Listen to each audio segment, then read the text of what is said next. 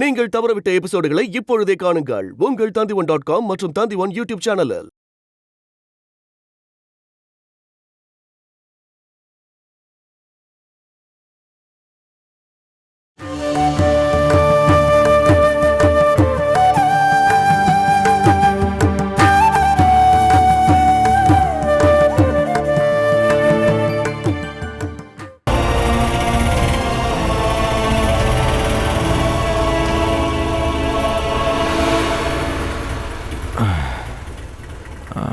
ஒரு 5 நிமிஷம் வெயிட் பண்ணுங்க.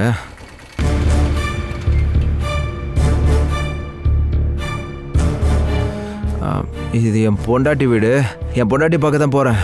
போயிட்டு வந்துடுறேன்.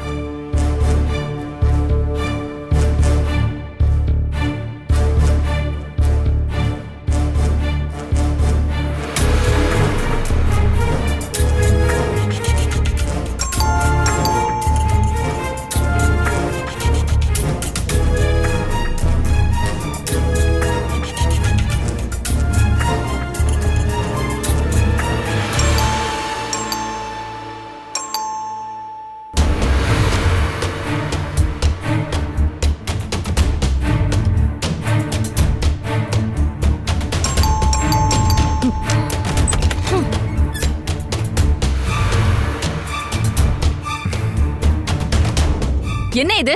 பெல் அடிச்சு விளையாடிட்டு இருக்கியா? ஐயோ, இளவரசியை நான் டிஸ்டர்ப் பண்றேனா என்ன? திடீர்னு உங்களை நான் இங்க வந்து தொந்தரவு பண்ணிட்டேனா? கஜா, உங்களுக்கு என்னதான் வேணும்? எனக்கு தேவையானதெல்லாம் நீ தருவியா? குடிச்சிட்டு வந்திருக்கீங்களா ஜித்து? ஆமா, அப்படி ஒரு தப்பை தான் பண்ணியிருக்கேன். அதுக்கு என்ன தயவு செஞ்சு மன்னிச்சிருங்க. ஓ, இப்ப அது ஒண்ணு மட்டும்தான் குறை. குறையெல்லாம் நிறையா இருக்கு, சரி பண்ணிடுவோம். ஜித்து, நீங்க கிளம்புங்க. அப்பா இருக்கும்போது வாங்க. அப்பா இல்லாத நேரத்துல யாரும் வரக்கூடாதா என்ன? இல்ல எனக்கு மட்டும் தான் இந்த ரெஸ்ட்ரிக்ஷனா? அது என் விருப்பப்படிதான் செய்வேன்.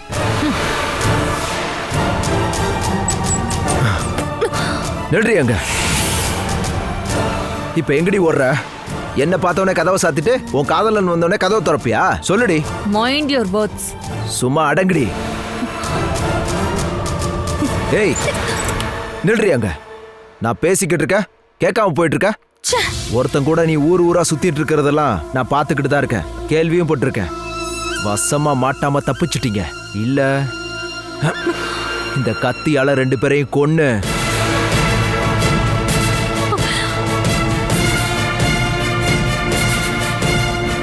பயப்படாத, உன்னை தனியா கொல்ல மாட்டேன்.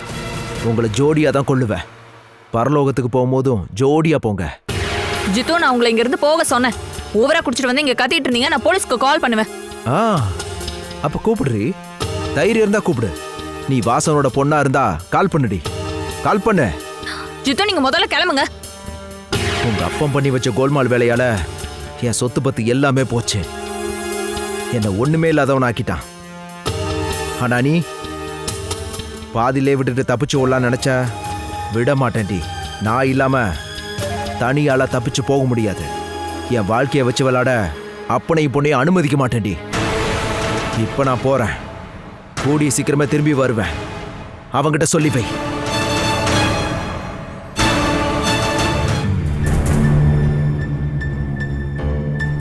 கல்யாணம் ஒரு வேளை இங்க நடக்கும், ஆனா உங்க ஹனிமூன் பரலோகத்துல தான் நடக்கும்.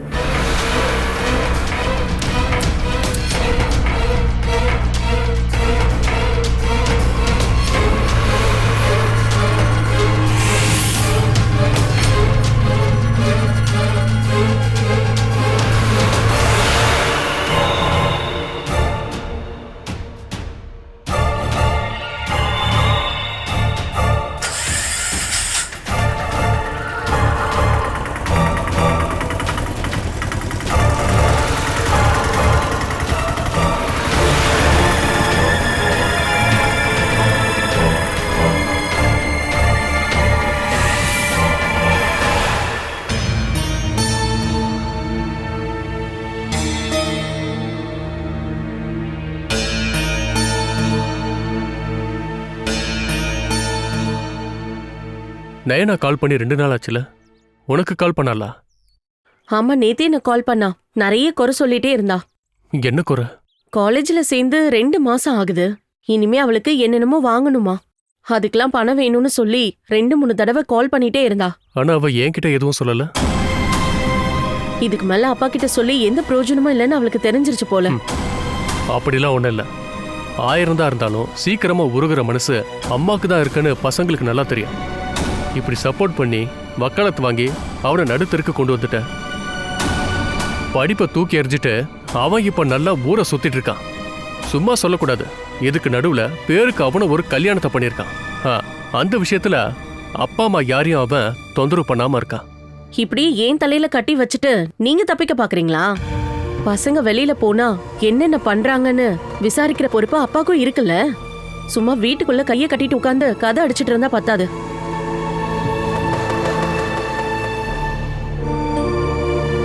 இது வரான் பாருங்க, நீங்களே கேட்டு பாருங்க. கேக்குறேன், கேக்குறேன்.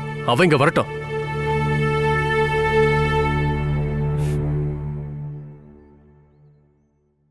ராகுல், ஒரு நிமிஷம் இல்ல. நீ என்னதான் முடிவு பண்ணிருக்க? என்ன?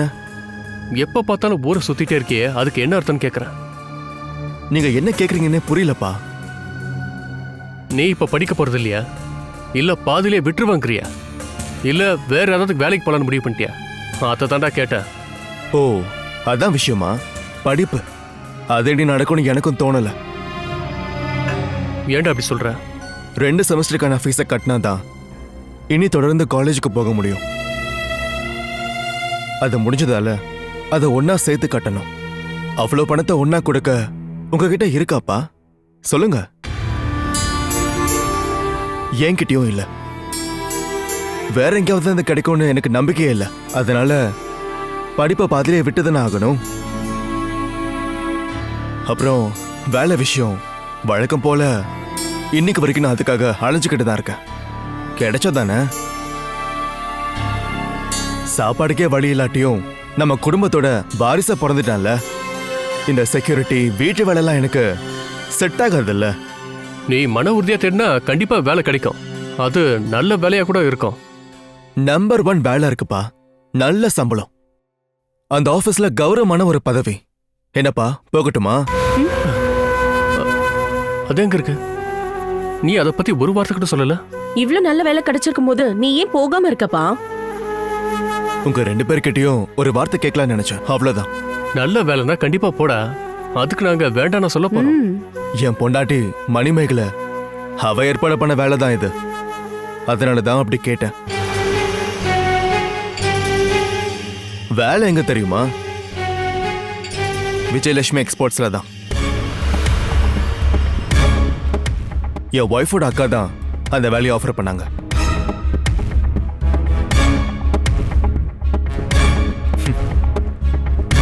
நான் போகட்டும் பாப்பா? நீ போ. ஆனா அதுக்கு முன்னாடி எங்க 2 பேருக்கும் கொஞ்சம் விஷத்தை வாங்கி கொடுத்துட்டு அந்த வேலைக்கு போ. ஒரு காலத்துல அங்க நான் பிசினஸ் பண்ணிட்டு இருந்தேன். அதே கம்பெனில நீ ஒரு சாதாரண சம்பளத்துக்கு வேலைக்கு போறேன்னு என்கிட்டயே சொல்ற. அப்புறம் எதுக்கு நான் உயிரோட இருக்கணும்? ஒரு வேலைக்கு அரிசி வாங்க கூட காசு இல்ல. ஆனா இந்த அந்தஸ்தும் கௌரவமும் இன்னும் போகல. நீங்க தேவையில்லாம கௌரவம் பாக்குறதாலதான் நம்ம குடும்பம் இந்த நிலைமையில இருக்கு. இனிமேலாவது இதெல்லாத்தையும் மறந்துட்டு வாழுங்க. எல்லாம் நாசம் ஆயிடுச்சு. அப்புறம் எதுக்கு இந்த வைராக்கியம்? ராகுல், நீ யார்கிட்ட பேசிட்டு இருக்கன்னு உனக்கு தெரியுமா? உள்ள போடா. அவன் பேசட்டும். மீச முளைச்சா எல்லா பசங்களுக்கும் தோணும் அவங்க அப்பாவோட பெரிய ஆயிட்டோன்னு. விடு, அவன் சொல்லட்டும். இல்லப்பா, நீங்களே யோசிச்சு பாருங்க. நீங்க ஒதுக்கி தள்ளுற ஒவ்வொருத்தரையும் நீங்களே தேடி போய் நிலைமை வருதுல்ல. 9 ஆபீஸை எப்படி கட்டுனீங்க? நீங்க வெறுத்த அவமானப்படுத்தின மணிமேகலோட காசு தானே? சொல்லுங்க. உங்க வீட்ல இருந்து முன்னாடி இறங்கி வரப்ப அந்த மண்ணில் இனிமே காலை வைக்க மாட்டேன்னு சபதம் போட்டு கிளம்புனீங்க. கடைசியில அதே வீட்டு வாசல்ல நின்னு நீங்க உதவி கேட்டீங்களப்பா. நீங்க எப்ப உங்க பிடிவாதத்தை விடுறீங்களோ அப்ப மட்டும்தான் நம்ம குடும்பம் உருப்படும். நீங்க பண்ண தப்ப வேணும்னு மறைச்சு வச்சுட்ட. கிருஷ்ணா தப்பு பண்ணான்னு நீங்களே உங்களை நம்ப வச்சுக்கிட்டீங்க. எத்தனை காலம் இப்படியே பண்ண போறீங்க? ராகுல், நீ லிமிட்டை மீறி பேசுற. நீ உள்ள போ ராகுல். சும்மா அப்பா கூட மல்லு கட்டிட்டு நிக்காத. இவன் அவ ஏதோ சொக்குப்பொடி போட்டு மயக்க வச்சிருக்கா. இல்லம்மா, உண்மையை இப்பதான் நான் புரிஞ்சுக்கிட்டேன். அது எனக்கு தெரியும்னு சொன்னா அவ்வளவுதான்.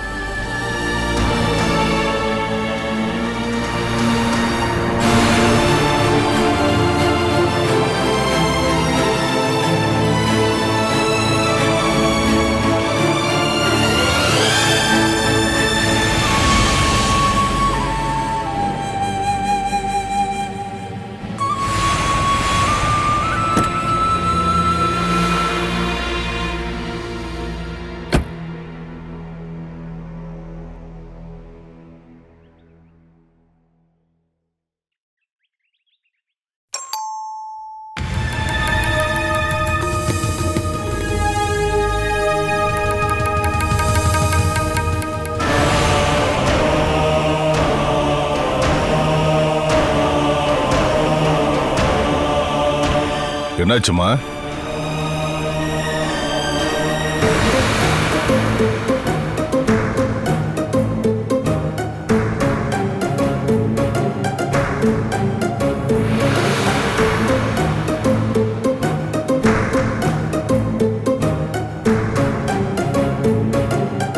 தாரா, உனக்கு என்னதான் ஆச்சு சொல்லு. என்ன கத்தியால குத்தி கொன்னுடுவேன்னு சொல்லி இப்பதான் அவன் வெளியே போயிருக்கான். கத்தியால குத்திருவேன்னு சொன்னானா? யாரு? கொஞ்சம் விவரமா சொல்லுமா. உங்களோட பிரியமான மருமகன் தான் கொஞ்ச நேரத்துக்கு முன்னாடி இங்க வந்தான். கத்தியை எடுத்து காட்டி என்ன நல்லா மிரட்டிட்டு போயிட்டான். என்ன மட்டும் இல்ல, உங்களையும் போட்டு தள்ளிடுவேன் தான் சொல்லிட்டு போயிருக்கான். இவ்வளவு நேரம் நீ மாப்பிள்ளை பத்தி சொல்லிட்டு இருக்க? பின்ன இல்லாம வேற மருமகன் இருக்கானா என்ன? அட, என்ன விஷயம்? அவன் என்ன சொல்லி உன்னை விரட்டிட்டு போனா? யாருக்கு தெரியும்? மூக்கு முட்டை குடிச்சிட்டு போதையில வந்து தொலைஞ்சிருக்கான். அப்புறம் வாய்க்கு வந்தபடி என்னென்னமோ என்ன மிரட்டிட்டு போயிட்டான். நீங்க அவனை இப்படி ஃப்ரீயா விட்டதுனாலதான் அவன் இந்த அளவுக்கு வந்திருக்கான். நம்ம வீட்டுக்குள்ள வந்து என்னை பார்த்து அப்படி ஒரு வார்த்தை சொல்றானா அவனுக்கு எவ்வளவு தைரியம் இருக்கணும்னு யோசிச்சு பாருங்க. உங்களை அவன் கொஞ்சம் கூட மதிக்கலன்னு தெரியுது. என் அப்பா இப்ப வந்துருவாருன்னு சொன்னதுக்கு அவன் என்ன சொன்னான்னு தெரியுமா? என்ன சொன்னா? உங்க அப்பா வந்தா அவனையும் சேர்த்து 4 சாத்து சாத்துவேன்னு சொன்னான். கேட்க எப்படி இருக்கு? அவன் அப்படி சொன்னா? அது மட்டும் இல்ல, உங்களை வாய்க்கு வந்தபடியெல்லாம் திட்டினான். அன்னைக்கு அவன் சாட்சியை மாத்தி சொன்ன கேள்விப்பட்டப்பவே அவனை தீர்த்துக்கிட்டு இருக்கணும். அவன் உன்னோட புருஷன் ஆயிட்டான்னு நினைச்சுதான் அவனை விட்டு வச்சேன். அதுதான் இப்ப தலைவலியா இருக்கு. 6 மாசத்துக்கு அப்புறம் அவன் என் புருஷன் இல்லப்பா. என்ன நீ என்ன பண்ண போற? நாளைக்கே நான் ஒரு வக்கீல பார்த்து அந்த உறவை ஒரேடியா வெட்டி எறியறதுக்கான வேலையை பார்க்க போறேன். இனிமே என்னால அந்த பாரத்தை சுமக்கவே முடியாது. அவனை தூக்கி எறிஞ்சிட்டு நீ என்னதான் பண்ணலாம் நினைச்சிட்டு இருக்க? நீங்க இதுக்கு முன்னாடி செஞ்ச ஒரு தப்பை திருத்தினா போதும். நான் செஞ்சு தப்பா? உங்களுக்கு தான் தெரியும்ல, நானும் அனியும் படிக்கிற காலத்துல இருந்தே ரொம்ப நெருக்கமா இருந்தோம். அன்னைக்கு நீங்க அதுக்கு எதிராயிட்டீங்க. அன்னைக்கு அவன்கிட்ட பணம் இல்லைங்கிறது தான் பிரச்சனை. அனியையும் அவன் குடும்பத்தையும் நீங்க இங்க இருந்து அடிச்சு விரட்டிட்டீங்கல்ல. அனி இறந்துட்டாருன்னு நினைச்சுதான் நான் நீங்க சொன்ன வார்த்தைக்கு கட்டுப்பட்டு கஜாவை கல்யாணம் பண்ணிக்கிட்டேன். அது ஒரு பெரிய தப்பா போச்சுன்னு இப்ப உங்களுக்கும் தோணுதுல்ல? உண்மைதான். சந்தர்ப்பம் கிடைச்சதும் பாம்பு மாதிரி குத்துறான். இத்தனை காலமா பாலை ஊத்துறான், நம்ம கையை கடிக்கிறான். அதனாலதான் சொல்றேன், நீங்க அன்னைக்கு செஞ்ச தப்ப முதல்ல திருத்துங்க. அன்னைக்கு இப்ப கூட என்ன ரொம்ப பிடிக்கும், கல்யாணம் பண்ணிக்கவும் தயாரா இருக்காரு. நீங்க இதை எதிர்க்காம இருந்தா மட்டும் போதும். ஆனா இந்த விஷயம் வெளியே தெரிஞ்சா கஜேந்திர சும்மா இருப்பான்னு நினைச்சிட்டு இருக்கியா? அவன் என்னத்தை கழிச்சிட போறான்? நீங்க நாளைக்கே போலீஸ் ஸ்டேஷனுக்கு போய் ஒரு கம்ப்ளைண்ட் ரெஜிஸ்டர் பண்ணுங்க. நம்மள பிளாக்மெயில் பண்றான்னு சொல்லுங்க. போலீஸ்காரங்க தூக்கிட்டு போய் நல்ல லாடம் கட்டட்டும். அப்பதான் அவனுக்கு புத்தி வரும். அது ஆபத்தான விஷயமா? ஸ்டேஷனுக்கு போனா அவன் நம்மளை பத்தி என்னென்ன சொல்லுவான்னு யாருக்கு தெரியும்? ஒன்னி எண்ணி அவமானப்படுத்துறதுக்காக அவன் வாயில வந்ததெல்லாம் கொட்டி தீர்த்துருவான். அதனால கேஸு கொட்டலாம் வேணாமா? இல்லனா அவன் என்ன செஞ்சிருவான்? கல்யாணம் முடிஞ்சா நாங்க உடனே கல்ஃபுக்கு போயிருவோம். என் பேர்ல எங்க இருக்கிற சொத்தை எல்லாத்தையும் வித்துட்டு கல்ஃப்ல ஒரு பிசினஸ் ஆரம்பிக்கலாம் தான் அனி சொல்லிட்டு இருக்காரு.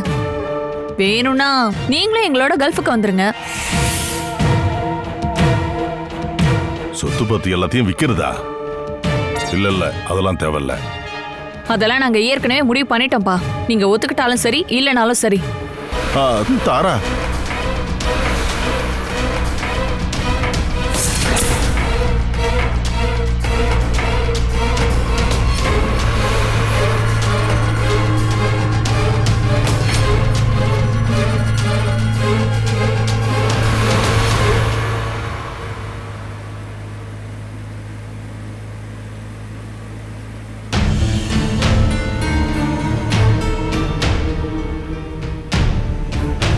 ஜித்துவும் தாராவும் நெருங்க முடியாத அளவுக்கு விலைக்கு போயிட்டாங்க.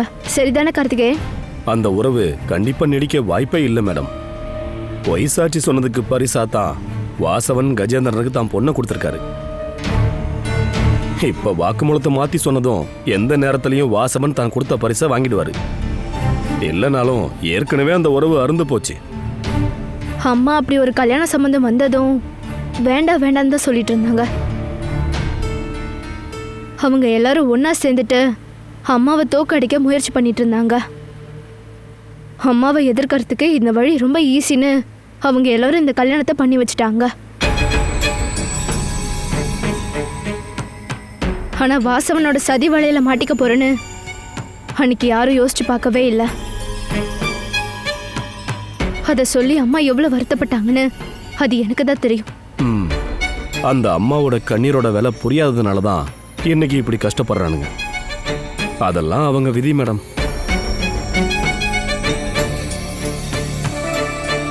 நிறுத்துங்க மேடம், எதுவும் பிரச்சனையா? ரிவர்ஸ்ல போங்க.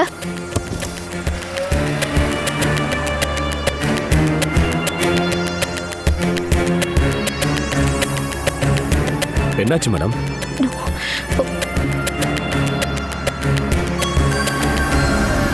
அப்படியே நிறுத்துங்க.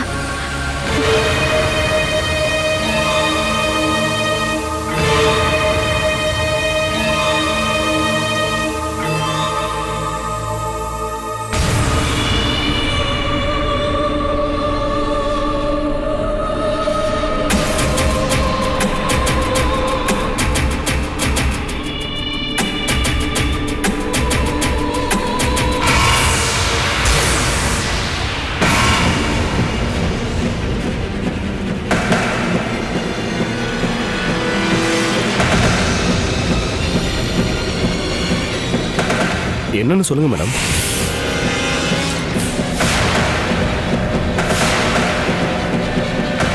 கார்த்திகேயன், அங்க பைக்குக்கு பக்கத்துல போன் பேசிட்டு இருக்க ஒரு ஆளை பாருங்களேன்.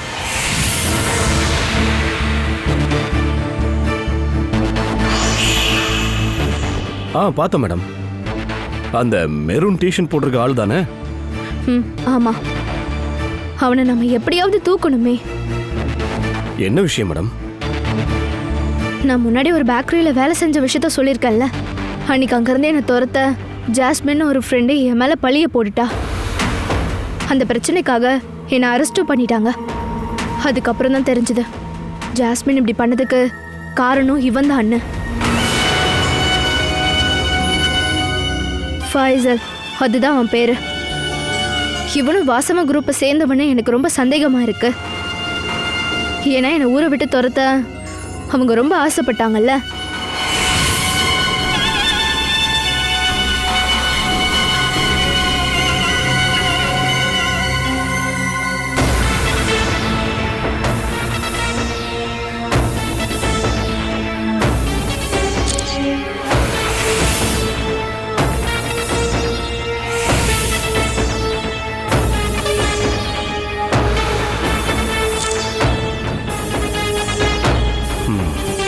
போலாம் மேடம்.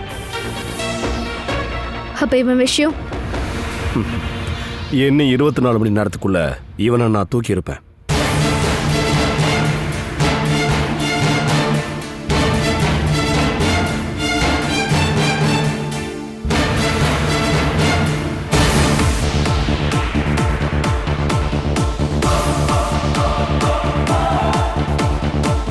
வண்டி எடுப்பா.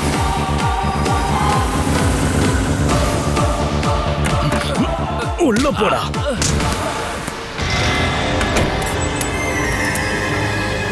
எந்திரா, எந்திரி ராஸ்கல். அங்க போய் நில்றா. போடா, வந்து உட்கார்றா.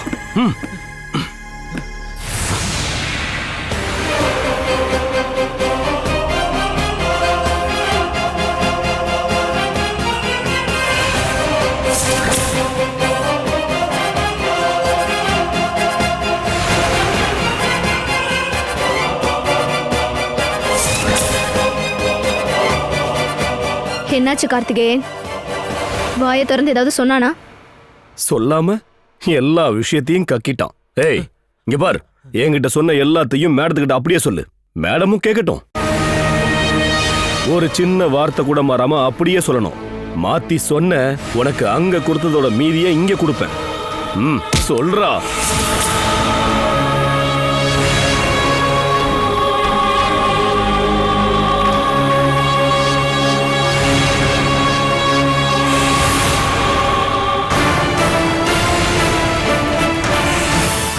சொல்லு. சொல்லுடா. நாங்க 4 பேரும் சேர்ந்து தான் விஜயலட்சுமியை கொன்னோம்.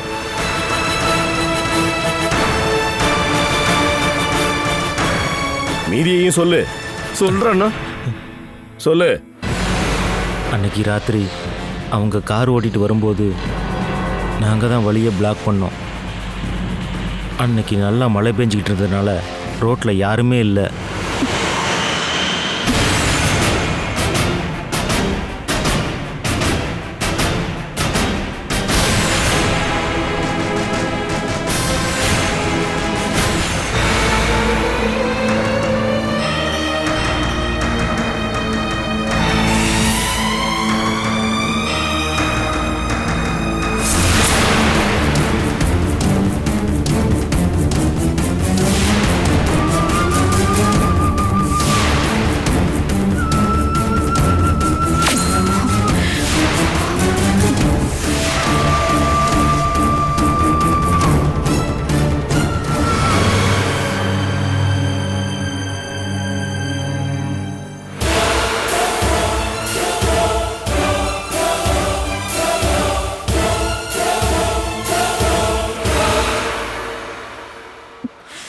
நீங்க அன்னைக்கு டார்ச்சர் பண்ணி நாசம் பண்ணது என்னோட அம்மாடா. சொல்லு, யாரு சொல்லி நீ இந்த காரியத்தை செஞ்ச? சொல்றா. வாசவ முதலாளி சொல்லி தான் செஞ்சோம். எங்க குரூப்ல முதலாளியும் இருந்தாரு.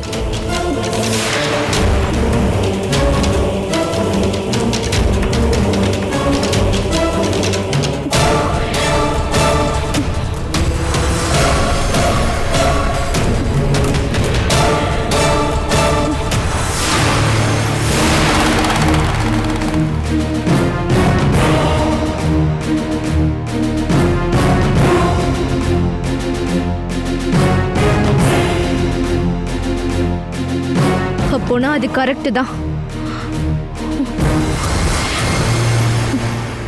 கார்த்திகேயன். Yes madam.